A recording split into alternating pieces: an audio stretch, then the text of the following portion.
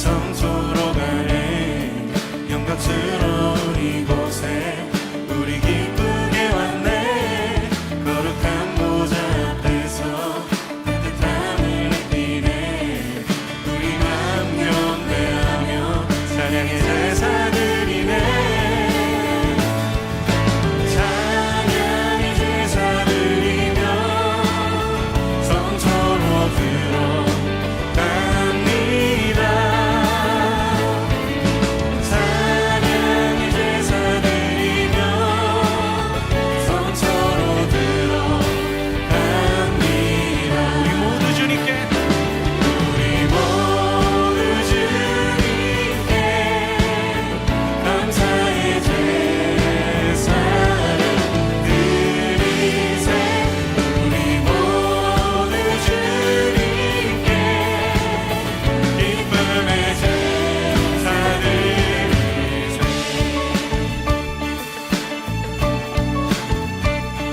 주의 말씀으로 우리를 인도하시는 주님 찬양합니다. 주의 말씀 주시고 우리 감사드리네. 주의 날개 그늘미 우리 피난처 되네. 주의 길을 따르며 우리 주께 순종해. 모든 상황 속에서도 주님의 제사 드리네.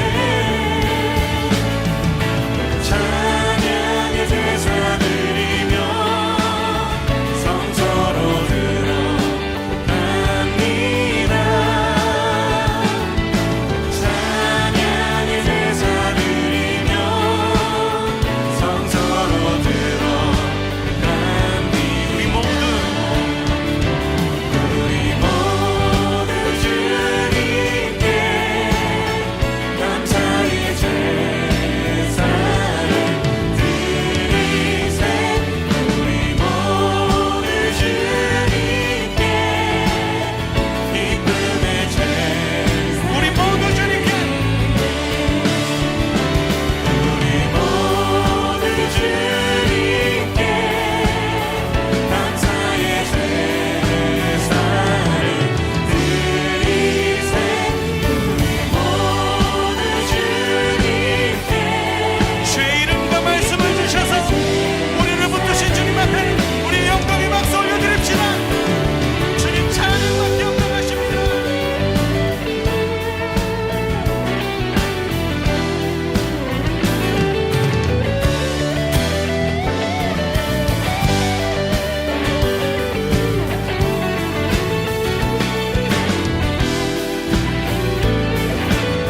우리 모두 주님께, 우리 모두 주님께 감사의 제사를 드리세.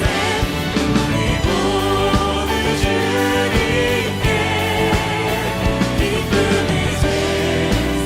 여러분들만 찬양해.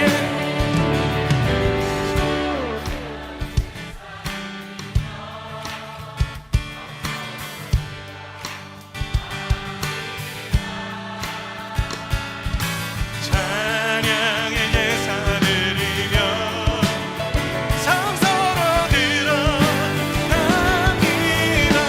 우리 모두 주님께 감사의 제사를 드리세.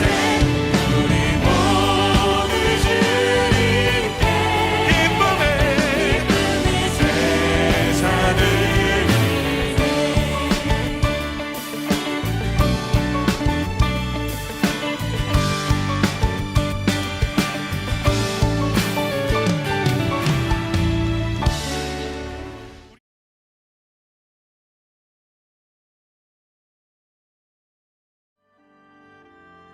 그러므로 형제 여러분, 우리는 예수님의 피 때문에 자유롭고 담대하게 지성소로 들어갈 수 있게 되었습니다. 우리는 예수님께서 우리를 위해 열어주신 새로운 길로 들어갑니다. 그것은 그분이 자신의 몸인 휘장을 찢어 생명의 길로 열어놓으신 곳입니다. 또 우리에게는 하나님의 집을 다스리는 위대한 대제사장이 계십니다. 그러니 진실한 마음과 확실한 믿음을 가지고 하나님께 가까이 나아갑시다. 우리는 죄책감에서 깨끗해지고 자유로워졌으며 맑은 물로 몸이 씻겨졌습니다.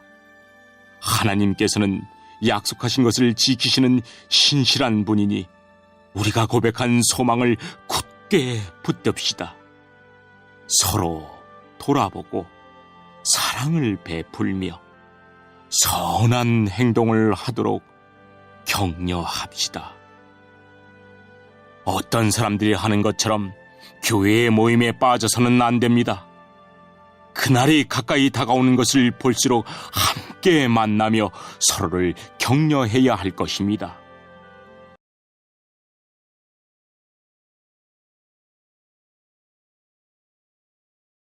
안녕하세요. 사랑하는 성도 여러분. 아잠 예배로 예배하는 성도님들의 가정 가운데 하나님의 은혜와 축복이 가득 넘치기를 주님의 이름으로 축원합니다. 우리는 살아가면서 누군가를 기뻐하고 좋아하기도 하고 때로는 누군가를 싫어하고 미워하기도 합니다. 우리가 누군가를 기뻐하고 싫어하는 그 기준은 그 사람이 어떻게 하느냐에 따라서 달라집니다. 여러분이 다니는 학교에 공부도 잘하고 얼굴도 괜찮고 옷도 잘 입고 착하고 친절하고 내가 어려울 때 잘 도와주는 친구가 있습니다. 그런 친구가 있다면 여러분은 어떨 것 같습니까? 아마도 그 친구와 함께 있으면 기쁘고 좋을 겁니다. 그런데 그와는 반대와 같은 친구가 있습니다. 그 친구가 나를 무시하고 힘들게 한다면 어떨 것 같습니까? 아마도 그 친구를 싫어하고 미워하는 마음이 생길 겁니다. 여러분에게 기쁨의 대상과 미움의 대상은 상대방이 어떻게 했느냐에 따라서 달라지는 것입니다. 여러분이 누군가를 싫어하거나 미워하고 있다면 아마도 그럴 만한 충분한 이유가 있을 겁니다. 반대로 누군가를 좋아하고 그 사람을 기뻐하고 있다면 그 또한 그럴 만한 충분한 이유가 있을 겁니다. 여러분이 그러한 이유를 가지고 있기 때문에 여러분이 상대방을 미워하고 좋아하는 모든 행동은 스스로 정당하다고 생각할 거예요. 이런 상황이 교회에서도 일어난다면 어떻게 될까요? 서로 사랑해야 할 교회에서도 상대방이 어떻게 하느냐에 따라서 좋아하고 싫어하게 된다면 말이에요. 내가 좋아하고 기뻐하는 사람에게는 사랑을 실천하고 선한 행동을 할 겁니다. 그런데 내가 싫어하고 미워하는 사람에게는 사랑을 실천하거나 선행을 하기가 싫을 거예요. 그러면 내가 좋아하는 사람에게만 잘 대해주고 싫어하는 사람에게는 그렇지 않게 되겠죠. 아마도 내가 싫어하는 사람이 모임에 온다고 하면 그 모임을 빠지고 싶을 겁니다. 내가 싫어하는 그 사람이 있는 모임에는 가기도 싫을 거예요. 그 사람이 있는 모임에 나가지 않을 충분한 이유가 있습니다. 그 사람이 내가 싫어하고 미워할 만한 말과 행동을 했기 때문이죠. 교회에서도 상대방의 행동에 따라서 서로 좋아하고 서로 싫어하게 된다면 교회는 교회 같지 않은 교회가 될 것입니다. 종종 교회에서도 이런 일들이 일어나는데요. 그 이유는 하나님도 사람들처럼 그럴 거라고 생각하기 때문입니다. 우리가 어떻게 하느냐에 따라서 하나님은 우리를 기뻐하시기도 하고 미워하시기도 한다고 말입니다. 사람이 하나님의 말씀에 순종하고 말을 잘 들으면 하나님이 사람을 기뻐하셔서 상을 주실 거라고 생각해요. 또한 불순종하면 하나님이 미워하셔서 벌을 줄 수도 있다고 생각을 하는 겁니다. 사람이 어떻게 하느냐에 따라서 하나님이 그 사람을 기뻐하기도 하고 미워하기도 한다고 생각을 합니다.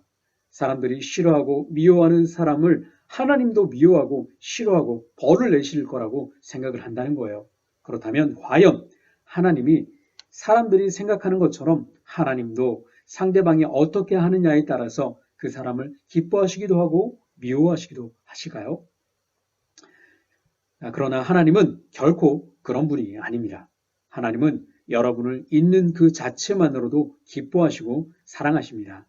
여러분을 사랑하는 부모님들조차도 여러분이 어떻게 하느냐에 따라서 여러분을 기뻐할 수도 싫어할 수도 있습니다. 그러나 하나님은 결코 그런 분이 아닙니다. 하나님은 여러분을 있는 그 자체만으로도 기뻐하시고 사랑하십니다. 스바냐 3장 17절에는 이렇게 말씀하고 있습니다. 너희 하나님 여호와가 너희 가운데 계시니 그는 구원을 베푸실 전능자시라.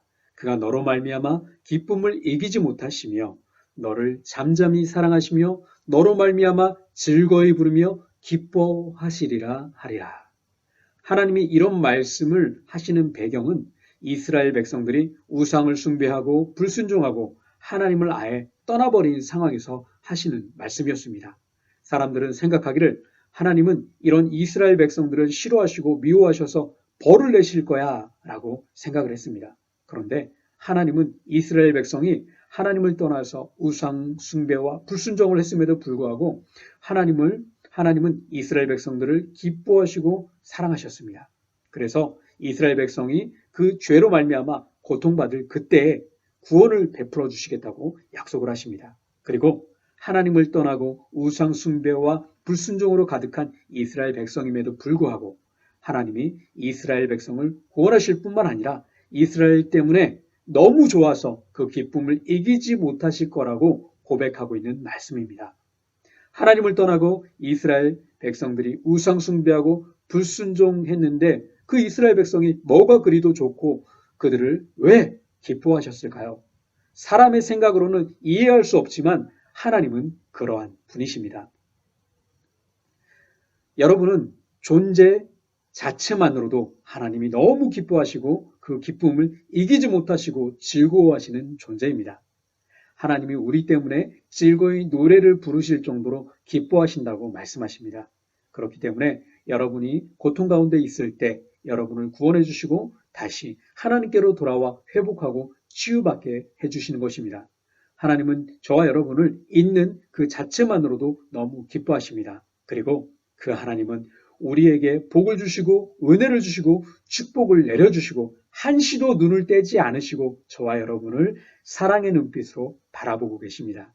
저와 여러분이 어떠하든지 언제든지 어디서나 동일하게 영원히 그렇게 여러분을 기뻐하십니다. 이것을 안다면 우리는 언제나 하나님께 나아가서 도움을 받고 복을 누리려고 할 텐데요. 안타깝게도 그렇지 못합니다. 그 이유는 우리에게는 심각한 문제가 있는데 그 문제는 바로 의심이라는 문제입니다. 하나님이 이렇게 말씀을 해주시는데도 불구하고 하나님을 믿고 하나님께로 나아가서 도움을 구하지 못하게 하는 의심이 마음에 가득하다는 거예요. 그래서 나의 죄로 인해서 하나님께 벌을 받을까 봐 두려워하고 피하게 됩니다. 하나님이 이렇게 죄 많은 나를 받아주실까 의심합니다. 하나님께 나아가 도움을 받아야 죄의 고통에서 벗어나고 그 죄를 이기고 자유함을 얻을 수 있습니다. 그리고 다시 주님으로부터 힘을 얻어서 순종하며 행복을 누릴 수 있습니다. 그런데 우리가 하나님을 믿고 신뢰하지 못해서 하나님께 나아가는 것조차 두려워한다는 거예요. 그런 우리의 연약함을 아시고 하나님이 예수님을 통해서 은혜를 베풀어 주십니다. 우리가 더 이상 의심하지 않도록 확실히 믿고 신뢰할 수 있도록 하기 위해서 은혜를 베풀어 주십니다. 우리가 죄인 되었을 때 그 죄로 인해서 하나님이신 예수님이 생명을 내어주시며 우리를 살려주신 것입니다. 예수님의 죽음을 통해서 하나님이 우리가 죄인임에도 얼마나 기뻐하시고 사랑하시는지 전부 보여주셨습니다. 그리고 하나님께 나아가 도움을 얻어야 할 성도들에게 이렇게 말씀하십니다. 오늘 본문 19절 말씀인데요. 그러므로 형제 여러분, 우리는 예수님의 피 때문에 자유롭고 담대하게 지성소로 들어갈 수 있게 되었습니다. 여기서 지성소는 지극히 거룩한 곳이라고 해서 성소의 일부인데요. 지성소는 이스라엘 백성에게 하나님이 계시는 곳을 의미했습니다. 예수님의 피 때문에 자유롭고 담대하게 지성소로 들어갈 수 있게 되었다라는 말은 어떤 의미냐면요. 예수님이 십자가의 죽으심으로 인해서 하나님의 사랑을 의심 없이 받아들이게 만들었습니다. 그래서 예수님의 피를 생각하면 의심이 사라지고 하나님의 도움을 받기 위해서 하나님께 나아갈 수 있게 되었다는 거예요. 예수님의 피만 생각하면 하나님을 무서워하지 않고 의심 없이 하나님 앞에 나아갈 수 있다는 것입니다. 예수님을 통해서 내가 어떠하든지 나를 기뻐하시는 하나님의 사랑을 경험하면 나도 상대방이 어떠하든지 그를 기뻐하며 사랑할 수 있습니다. 예수님의 십자가 죽음을 통해서 보여주신 하나님의 사랑을 굳게 붙잡지 않으면 하나님의 사랑을 실천할 수가 없습니다. 하지만 그것을 굳게 붙잡으면 인간적인 생각으로 미워하는 사람들에게 사랑과 선행을 격려할 수 있습니다. 이렇게 말입니다. 김 집사, 이 집사가 미워할 만한 말과 행동을 했지만 그럼에도 불구하고 하나님은 이 집사를 기뻐하시고 사랑하시잖아. 그리고 김 집사, 자네도 하나님과 원수되었었고 죄인이었음에도 불구하고 하나님이 김 집사를 얼마나 기뻐하시고 사랑해 주셨는지 예수님을 통해서 다 보여주셨잖아. 그러니 김 집사, 이제 이 집사를 미워할 만한 마땅하고 충분한 이유가 있지만 하나님께서 김 집사를 기뻐하시고 사랑하셔서 예수님까지 십자가에 못 박으시면서까지 사랑하셨다는 것을 생각해서 그 미움의 마음을 내려놓고 이 집사를 한번 사랑해보자. 이렇게 선행을 격려할 수 있다는 거예요.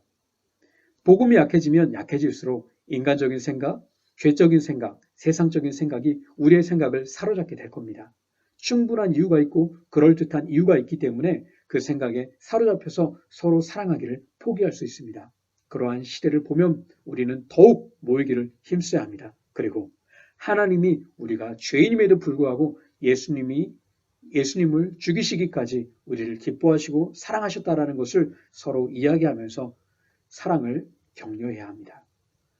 하나님은 성도님들을 기뻐하시고 성도님들의 가정을 기뻐하셔서 은혜와 사랑을 언제나 어디서든지 부어주실 것입니다. 예수님을 통해서 보여주신 그 하나님의 기쁨과 사랑을 바로 알아서 날마다 하나님의 보좌 앞에 나아가 죄를 이길 힘을 얻고 참된 행복을 누릴 수 있기를 주님의 이름으로 축원합니다. 함께 기도하겠습니다. 사랑하는 하나님 아버지, 허물 많고 죄 많은 인생이 오나 한결같이 우리를 기뻐하시고 사랑해 주셔서 참으로 감사합니다. 예수 그리스도의 십자가의 보혈을 의지하여 하나님의 보좌 앞에 날마다 나아가 도움을 얻어 복된 삶 살아갈 수 있도록 사랑하는 모든 성도님들을 축복하여 주시옵소서. 주님이 주시는 그 사랑으로 말미암아 넉넉하게 사랑할 수 있도록 인도하여 주시고 사랑하는 모든 성도님들의 삶이 하나님의 복을 흘려보내는 축복의 통로가 되어줄 수 있도록 도와주시옵소서. 예수님의 이름으로 기도합니다. 아멘.